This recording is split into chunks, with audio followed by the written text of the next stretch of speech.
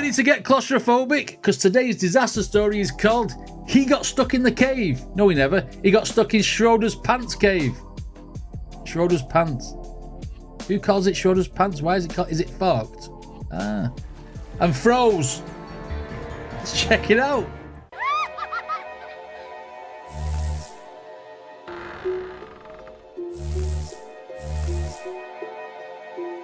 Now, every time I have checked out the John Jones story of Nutty Putty, I feel like I have been trapped in my clothes and I feel like I need to take my clothes off, but don't worry. I'm not going to do that. I don't want to scare you even more than this story will. Right, okay. He got stuck in Schroeders' Pants Cave and froze. Strap in. Adirondack Hills. Within the Adirondack Hills, about 10 miles east of Ithaca, New York, lies a small cave known as the Schroeders' Pants Cave. As much as tourists love exploring the breathtaking heights in New York City, spelunkers, on the other hand, are drawn to exploring the mysterious caverns. See, now I can do that. That's fine. Just bend, just a little bit of a bend, and you can still walk and you can still, stretch out. That's okay. Underneath the state, the Schroeders' Pants Cave got its name when it was first discovered in 1947.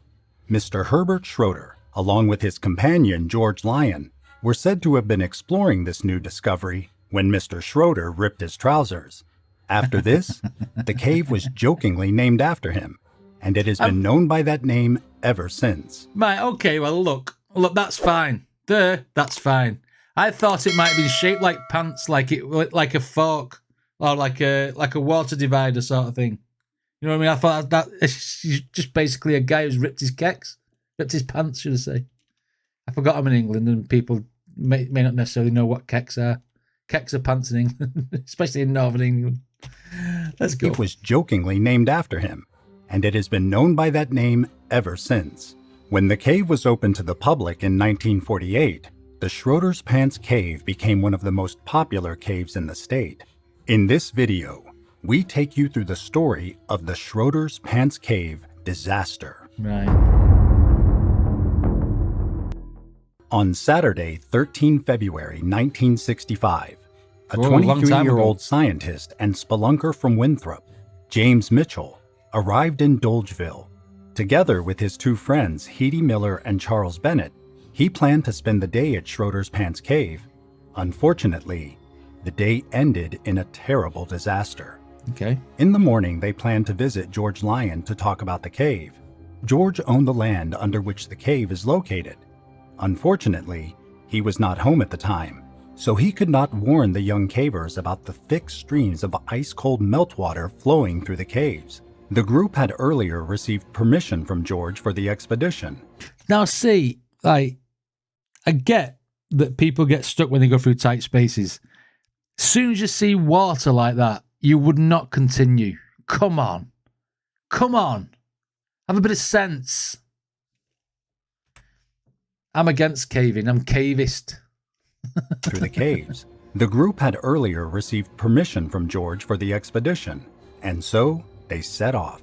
The three started exploring the cave and wriggled through the dark, narrow passages. They crawled through different passages such as the Lemon Squeeze, Gun Barrel, and Z-Turn until they reached an open area. In the middle of this dark chamber, a vertical shaft plunged 80 feet down into another cave. A small river flowed through this shaft at a rate of about 10 gallons per minute. The temperature of the water was about -10 to -20 degrees. Heidi and Charles stayed in the chamber, while James decided to go a little lower. Hang on. How does water be -10 when water freezes at 0? Why is there no ice on it? How is it -10? I don't get that. Me chemistry brain, science brain doesn't allow me to process that. Heidi and Charles stayed in the chamber, while James decided to go a little lower. James had secured himself to a safety line and protected himself with a foot strap and a hip harness. As he lowered himself deeper into the shaft to reach the deeper cave, a strong waterfall flowed down. Suddenly, he stopped. James was hanging on a harness above the cave and couldn't continue. The line got stuck, trapping one of his arms. Meanwhile, a heavy torrent of ice-cold water poured over him. He tried to release the line, but there was no way the equipment could get free. When he realized he could not get free, he decided to grab the line and climb to safety. But the line was too cold and wet to grip. Wow. His companions, Heidi Miller and Charles Bennett, noticed their friend was in danger and tried to pull him up. They were only 10 feet above James, and he was about 250 feet below. See, now look at that. They were only 10 feet above James, and he... Look at that hole, right? Why would anyone go into a hole like that? Why? I know this is about the waterfall and the water, but why? Was about 250 feet below the surface. James remained calm despite the cold water.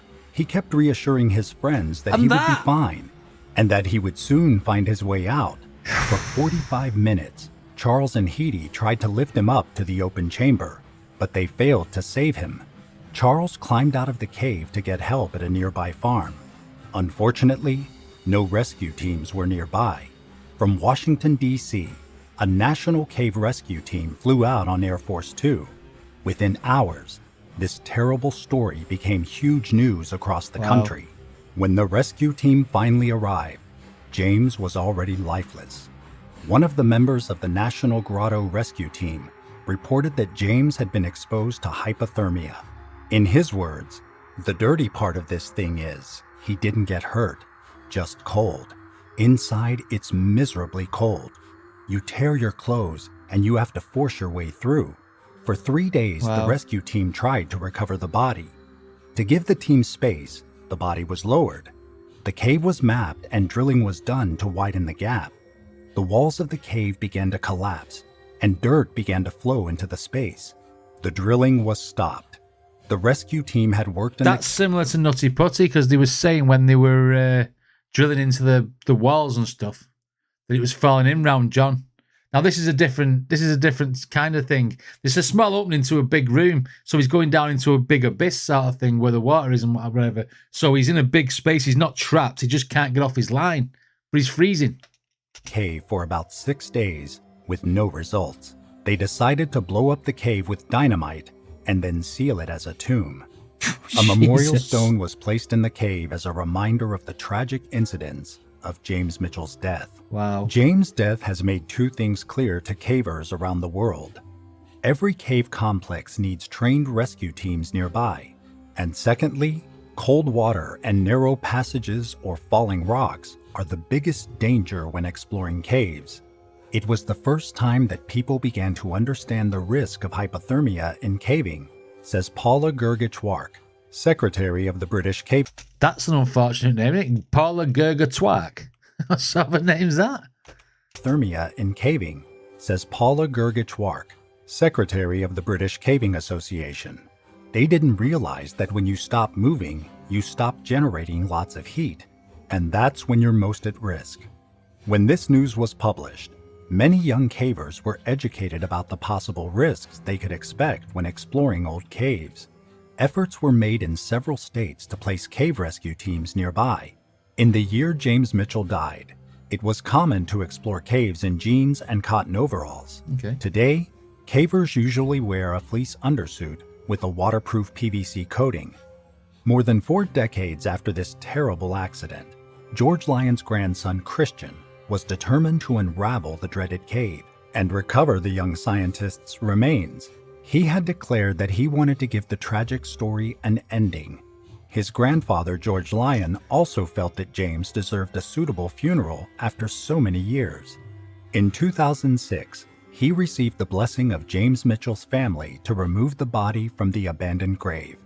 At that time, rescue divers were also better equipped.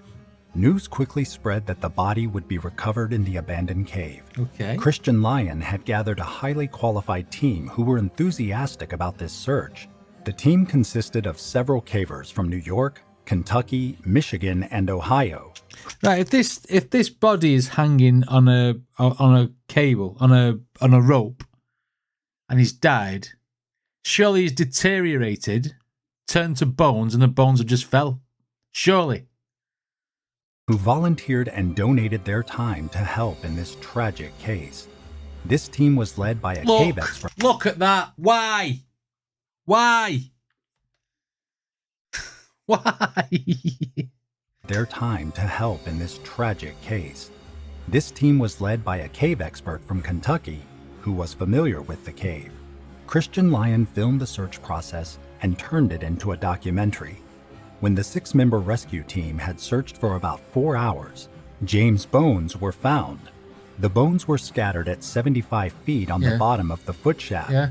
They took the remains to the mortuary at Little Falls Hospital, and the body was examined by a coroner. The remains were eventually handed over to the victim's family in Irville for cremation. They got him back. The rest of the ashes were buried near the cave. It was a traumatic experience for those close to him, especially his friends who witnessed his death. Both refused to speak publicly about the accident. The Boston grotto to which the 3 belonged threatened to disband the group because of this tragic incident, but this was later resolved. James Mitchell's death brought a change in knowledge about cave exploration. Among other things, it led to the establishment of rescue teams at exploration sites in several states. It also made people better informed about the dangers in caves. After all, it is not true that you can only die in caves through broken rocks and narrow passages. In fact, ice-cold water is even more dangerous. People were not aware of this. To honor James Mitchell, his name was immortalized by the National Speleological Society with their prize for young scientists. This award rewards those who present outstanding scientific papers. The Schroeders Pan's Cave was reopened, and cavers were given the chance to explore the cave again. James Mitchell's story ensured that other cave explorers were better informed, indirectly saving lives of other cavers.